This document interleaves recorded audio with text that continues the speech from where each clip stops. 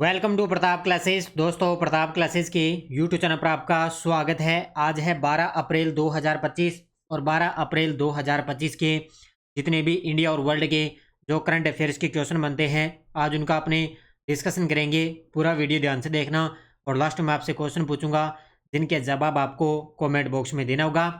आज अपने पढ़ेंगे दुनिया का पहला 3D प्रिंटेड रेलवे स्टेशन कहाँ बनाया गया। राष्ट्रपति द्रौपदी मुर्मू को स्लोवाकिया में मानद डॉक्टरेट की उपाधि से सम्मानित किया गया और भारतीय सेना की चीता हेलीकॉप्टर फ्लीट की पहली महिला पायलट कौन बनी है, इनकी आज हम चर्चा करेंगे पूरे लेटेस्ट न्यूज़ के साथ में। डेली आपको सुबह मेरी 7:30 पर ये करंट अफेयर्स की क्लास आपको मिलती है। तो सभी साथी एक बार कर दें सेशन को लाइक शेयर। सभी साथियों को गुड मॉर्निंग। करें स्टार्ट। सबसे पहले हम जो कल हमने 11 अप्रैल को जो करंट पढ़ा उसको करते हैं रिवाइज। देखिए, उत्तराखंड के सीएम पुष्कर सिंह धामी ने जल संरक्षण अभियान 2025 के अंतर्गत किस मोबाइल एप्लीकेशन को लॉन्च किया? तो भागीरथ।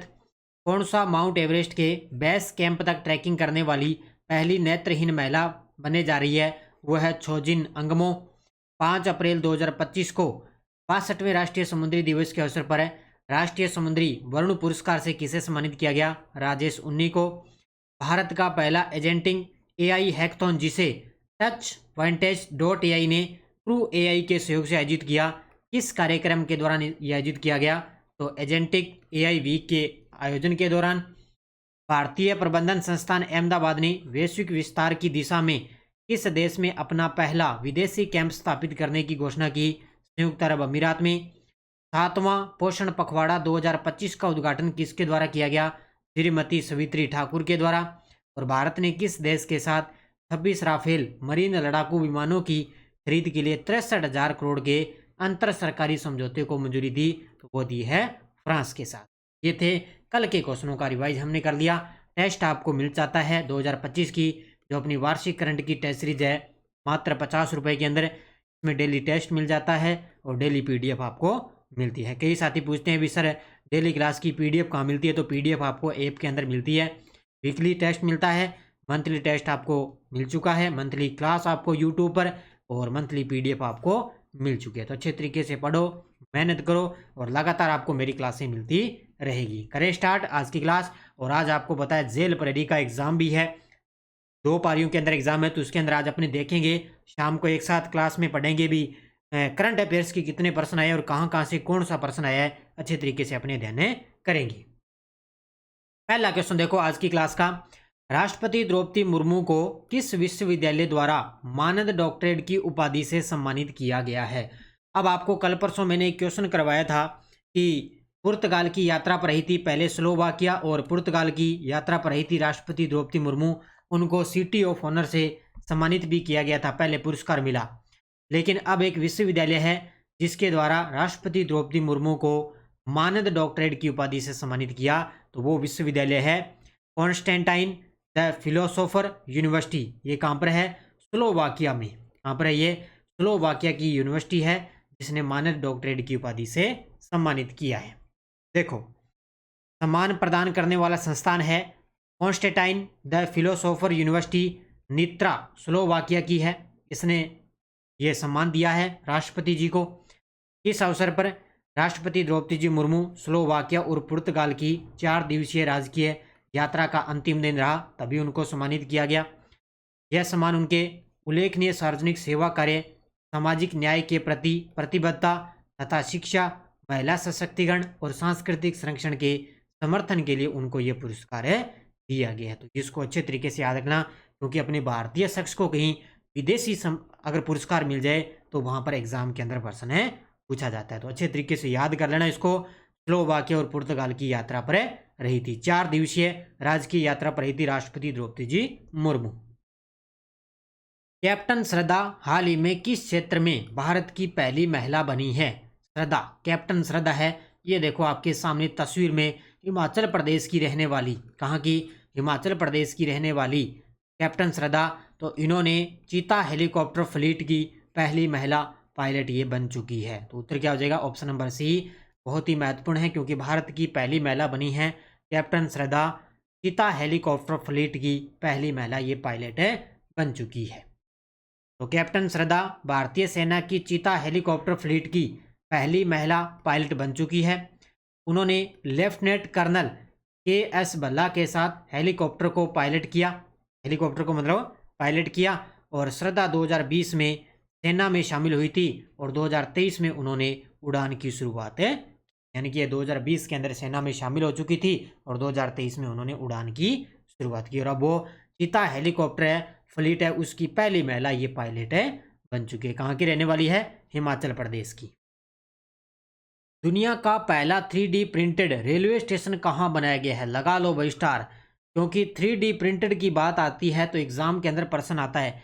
अपने भारत के अंदर भी है, एक 3D डाकघर है बेंगलुरु में, एक 3D इमारत है जो केरल के अंदर है, एक 3D प्रिंटेड स्कूल भी है अरुणाचल प्रदेश के अंदर, ये भारत के अंदर है। लेकिन दुनिया का पहला 3D प्रिंटेड रेलवे स्टेशन कहाँ बनाया गया?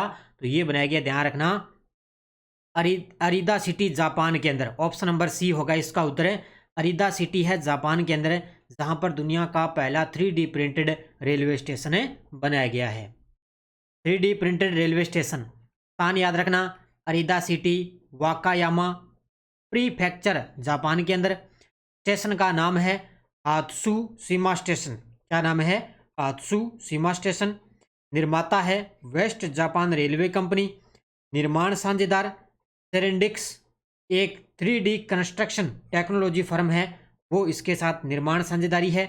और वाकायामा प्रीफेक्चर के अरीदा सिटी में मात्र 6 घंटे से भी कम समय में इसको स्थापित किया गया। देखो बहुत ही कम समय के अंदर ये है जो 3D प्रिंटेड रेलवे स्टेशन है, बहुत ही कम समय में इसको स्थापित किया गया। और ऐसा करने वाला जापान दुनिया का पहला देश है बन चुका है। तो बड़ा गजब का प्रश्न है और मुझे लगता है भी ये प्रश्न एग्जाम के अंदर टपकेगा। केंद्रीय स्वास्थ्य मंत्री JP नड्डा ने हाल ही में किस पोर्टल का शुभारंभ किया जो विभिन्न एम्स केंद्रों के बीच मरीजों के रेफरल को सरल बनाता है? अब बात आ चुकी है, किस पोर्टल की बात आ चुकी है? तो कौन है अपने केंद्रीय स्वास्थ्य मंत्री? JP नड्डा। तो उन्होंने किस पोर्टल की शुरुआत की? उन्होंने की है इंटर एम्स रेफरल पोर्टल की शुरुआत की है, जो मरीजों के रेफरल को सरल ये बनाएगा। तो उत्तर क्या हो जाएगा? ऑप्शन नंबर बी, इसकी शुरुआत की इंटर एम्स रेफरल पोर्टल की शुरुआत की। तो केंद्रीय स्वास्थ्य और परिवार कल्याण मंत्री हैं, साथ साथ में याद रखना JP नड्डा। उन्होंने भारत के अंदर स्वास्थ्य सेवा प्रबंधन को रूपांतरित करने के लिए सरकार के निरंतर प्रयासों के तहत इंटर एम्स रेफरल पोर्टल का शुभारंभ किया है। क्योंकि पोर्टल की बात आई है तो इसको अच्छे तरीके से याद कर लेना। यह पोर्टल अखिल भारतीय आयुर्विज्ञान संस्थान एम्स नई दिल्ली द्वारा देश के अंदर ही विकसित किया गया। यानी कि जो भारतीय आयुर्विज्ञान संस्थान है ना, एम्स है दिल्ली के अंदर है, उसी के द्वारा देश के अंदर इसका विकास किया गया। उद्देश्य है कि मरीजों के रेफरल सिस्टम को बेहतर बनाना और स्वास्थ्य सेवाओं की आपूर्ति को सुव्यवस्थित करना, ये इसका मुख्य उद्देश्य है। तो इसको अच्छे तरीके से नोट कर लेना, किसके द्वारा? केंद्रीय स्वास्थ्य परिवार कल्याण मंत्री JP नड्डा द्वारा। प्राथमिकता निवेश परियोजनाओं पर भारत रूस कार्यसमूह का 8वां सत्र कहाँ आयोजित किया गया था? प्राथमिकता निवेश परियोजनाओं पर भारत रूस कार्यसमूह का जो 8वां सत्र है वो कहाँ पर आयोजित किया गया? नई दिल्ली के अंदर। ऑप्शन नंबर बी, कहाँ पर किया गया? नई दिल्ली के अंदर। अब इस प्रकार का प्रश्न छोड़ना नहीं है, अच्छे तरीके से उसको घोट लेना, क्योंकि हमें लगता नहीं इस प्रकार का क्या प्रश्न आएगा कि नहीं आएगा। एग्जामिनर आजकल क्या है, इसी प्रकार का क्वेश्चन उठाता है, इसलिए मैं आपको इस प्रकार के जो भी क्वेश्चन बन रहे ना, अब आपको मैं लगातार इस प्रकार के क्वेश्चन करवा रहा हूँ। भारत और रूस ने द्विपक्षीय निवेश संबंधों को मजबूत करने के लिए 6 नई रणनीतिक परियोजनाओं पर सहमति जताई। कितनी परियोजनाएं हैं? 6 नई। यह समझौता नई दिल्ली में आयोजित भारत रूस प्राथमिकता निवेश परियोजनाओं पर कार्यसमूह के 8वें सत्र के दौरान हुआ है।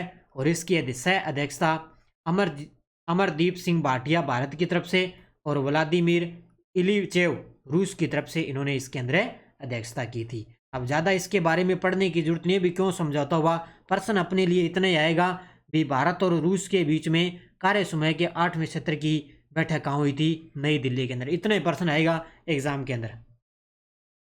ग्लोबल टेक्नोलॉजी समिट GTS का 9वां संस्करण कब और कहाँ आयोजित किया गया?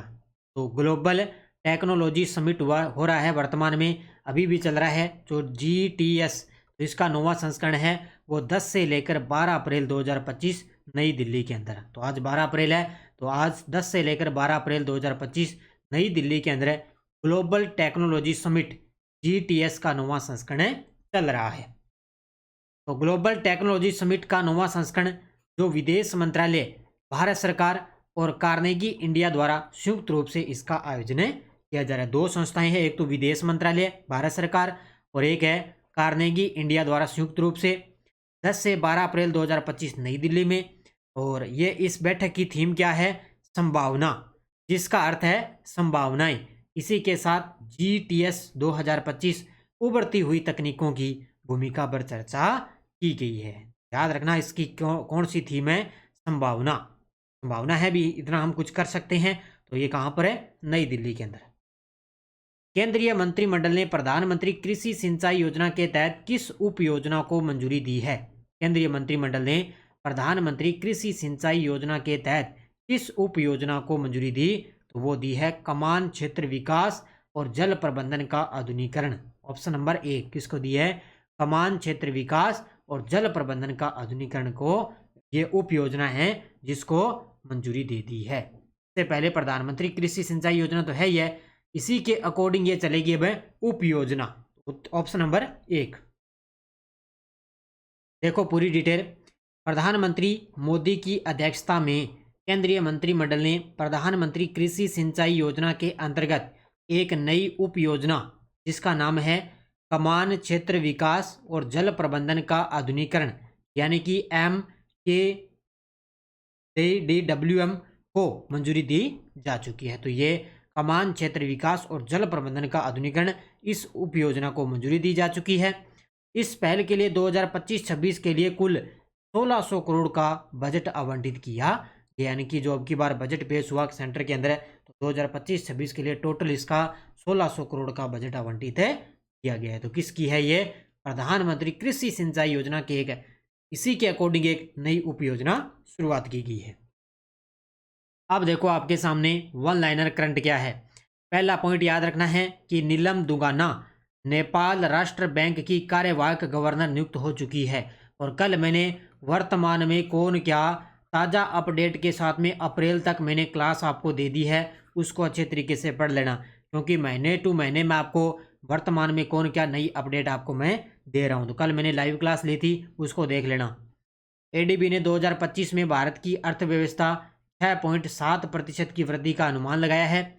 और केरल और तमिलनाडु राज्य 24 से 27 अप्रैल 2025 के बीच समानांतर नीलगिरी तहर गणना आयोजित करने जा रहे हैं, यानी कि 24 से लेकर 27 अप्रैल 2025 के बीच में नीलगिरी तहर गणना आयोजित करने जा रहे हैं केरल और तमिलनाडु। इन दोनों राज्यों ने एक दूसरे के साथ हाथ मिलाया है। तो ये वन लाइनर है जिनको अच्छे तरीके से याद करना है। ये टेलीग्राम ग्रुप है, कोई सूचना, कोई लिंक, कोई नोटिफिकेशन, वीडियो के डिस्क्रिप्शन में भी टेलीग्राम का लिंक है जहाँ पे आप अच्छे तरीके से इसको ज्वाइन कर सकते हो। पिछले वीडियो क्वेश्चन क्या था? राष्ट्रपति द्रौपदी मुर्मू को सिटी की ऑफ ऑनर पुरस्कार से किस शहर के मेयर से प्राप्त हुआ? तो वो हुआ है लिस्बन से। और ये देखो आज ही क्वेश्चन बन गया कि स्लोवाकिया की जो यूनिवर्सिटी है उन्होंने राष्ट्रपति द्रौपदी जी मुर्मू को मानद डॉक्टरेट की उपाधि से सम्मानित किया गया, और वो क्योंकि पुर्तगाल की यात्रा पर रही थी 2 देशों में। ये याद रखना अच्छे तरीके से क्वेश्चन को साथ साथ में। अब देखो क्वेश्चन फॉर यू, आर्टेमिस समझौते पर हस्ताक्षर करने वाला बांग्लादेश कौन सा देश बना है? 52वां, 54वां, 56वां, 60वां देश बना है। इसका जवाब देना है। अब देखो अपनी पॉलिटिकल की यस्टरडे डोज। राजस्थान के कितने लोकसभा निर्वाचन क्षेत्र अनुसूचित जाति के लिए आरक्षित है? तो वो हैं 4। भारत के संविधान के किस अनुच्छेद के अंतर्गत राज्यसभा एक नवीन अखिल भारतीय सेवा प्रस्तावित कर सकती है? अनुच्छेद 312। और भारत में कार्यवाहक मुख्य न्यायाधीश की नियुक्ति कौन करता है? वो करता है राष्ट्रपति। ये बहुत सारे विद्यार्थियों ने बड़े गजब के जवाब दिए थे। मैंने सभी साथियों को कमेंट मैं ज़रूर देखता हूँ और अच्छे तरीके से उनके सभी साथियों को मैं कमेंट देखता हूँ। अब देखो नेक्स्ट डोज, संविधान में मौलिक कर्तव्यों को कब सम्मिलित किया गया? सन बताना है। संघ की कार्यपालिका शक्ति किस अनुच्छेद के तहत राष्ट्रपति में निहित होती है? और एकमात्र ऐसे व्यक्ति कौन है जो 2 बार कार्यवाहक प्रधानमंत्री रह चुके हैं, यानी कि बन चुके हैं, 2 बार कार्यवाहक प्रधानमंत्री बने हैं? इसका जवाब आपको कमेंट बॉक्स में देना है। अच्छे तरीके से जवाब दिया करो। अगर नहीं पता तो आप बुक में से अच्छे तरीके से देख कर भी जवाब दिया करो, ताकि बुक में से अगर आप एक क्वेश्चन देखते हो तो साथ में एक क्वेश्चन आपको और याद है जाता है, ये फ़ायदा मिलता है आपको। अच्छे तरीके से पढ़ो। राजस्थान पुलिस कांस्टेबल के लिए अपनी टेस्ट सीरीज चल रही है प्रताप क्लासेज ऐप में। राजस्थान राष्ट्रीय अंतर्राष्ट्रीय डेली 50 रुपये के अंदर आपको टेस्ट वगैरह मिल रहे हैं, अच्छे तरीके से ज्वाइन कर लेना। और ये चतुर्थ श्रेणी कर्मचारी, ड्राइवर, वाहन चालक, पटवारी के लिए ये टेस्ट सीरीज आप ज्वाइन कर सकते हो, भारत राजस्थान। और बाकी बुक उपलब्ध है ही, इसके अलावा आर्थिक समीक्षा, बजट, इनकी बुक उपलब्ध है।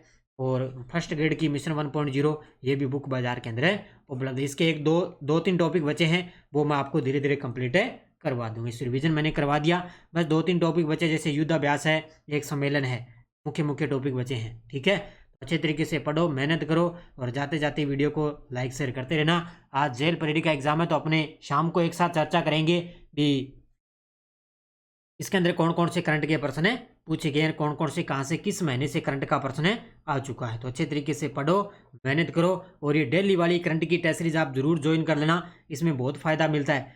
जैसे ही आप डेली क्लास देखते हो, शाम को टेस्ट मिल जाता है, पीडीएफ भी मिलती है, weekly test, weekly class, weekly test, monthly class और मंथली टेस्ट और मंथली पीडीएफ, जिसका प्रिंट निकाल के अच्छे तरीके से ध्यान। ठीक है, तो धन्यवाद। जय हिंद, जय भारत, जय राजस्थान।